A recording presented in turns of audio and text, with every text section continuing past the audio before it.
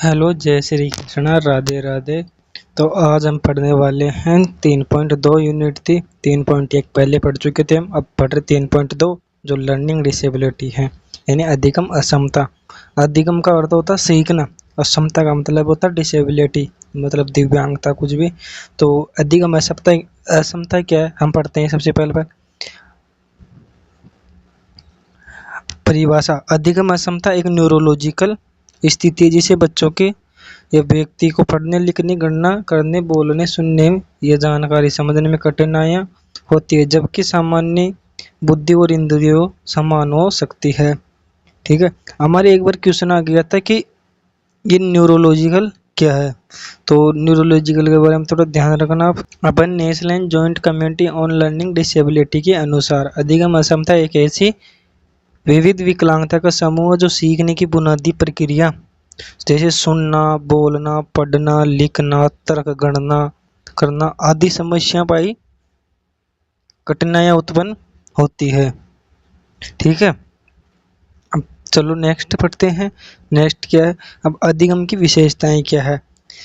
मुख्य विशेषता सामान्य या सामान्य से ऊपर बुद्धि स्तर, लेकिन पढ़ाई में कठिनाई होती है। या तो सामान्य या सामान्य से ऊपर बुद्धि स्तर होगा, मतलब उसका बुद्धि का जो IQ लेवल है वो या तो ज़्यादा होगा या सामान्य से कम होगा, लेकिन पढ़ने में कठिनाई उत्पन्न होती है। बोलना, लिखना, पढ़ने में देरी होती है। ठीक है, ध्यान में कमी, याददाश्त की समस्या होती है, मतलब जैसे हम तुरंत कोई भी बात बोल रहे हैं और उसको भूल जाना, एंड थोड़ी देर कुछ देर बाद में उसको भूल जाना, ऐसी समस्याएं पाई जाती है अधिगम वाले बच्चे में। निर्देशों का पालन करना, जानकारी व्यवस्था में कठिनाई होती है, मतलब जैसे कोई भी स्कूल में बच्चों को हम निर्देश दे रहे हैं तो वो निर्देशों का यानी जल्दी से पालन नहीं कर पाता वो बच्चा। ठीक है, अब अधिगम के प्रकार। अधिगम के प्रकार कौन कौन से हैं। अब पहला प्रकार है डिसलेक्सिया। यानी डिसलेक्सिया होता है क्या है। डिसलेक्सिया मतलब इसमें बच्चे को पढ़ने में कठिनाई होती है, अक्सर या शब्दों को पहचानने या समझने में परेशानी होती है, यानी वर्तने की टूटी, मतलब कोई से कठिन वर्ड नहीं बोला जाता है इन बच्चों से। ठीक है, और पढ़ने में कठिनाई होती है, मतलब कोई भी शब्द बोला नहीं जाएगा, बोलने के बाद उसे पढ़ने में कठिनाई तो होगी। फिर वर्तनी टूटी मतलब शुद्ध अशुद्धता बोलना कोई भी शब्द को। दूसरा दूसरा प्रकार है डिस्ग्राफिया, लिखने में कठिनाइयाँ, मतलब ऐसे बच्चे को या तो लिखने में कठिनाई होगी उसी बच्चे को, अक्षरों को गलत निर्माण करना, लिखावट असमान होना, मतलब कैरे डोडे या तिरछे अक्षर लिखना। ठीक है, विचारों को लिखित रूप में व्यक्त करने में कठिनाई, अपने विचारों को, स्वयं के विचारों को बच्चा मतलब व्यक्त नहीं कर पाता है, यानी उसको कठिनाई होगी बहुत ज़्यादा। ठीक है ना। अब से डिस्केलकुलिया, तीसरा प्रकार कौन सा है, डिस्केलकुलिया। इसमें व्यक्ति को गणितीय गणना करता है ना, उसमें कठिनाई आती है, जोड़ नहीं कर पाता, संख्या को नहीं पहचान सकता, घटाव नहीं कर सकता, गुणा भाग करने में समस्या परेशानी नहीं आएगी बहुत ज़्यादा, इसको गणना करने की अवधारणा में बहुत ज़्यादा परेशानी आएगी। ठीक है,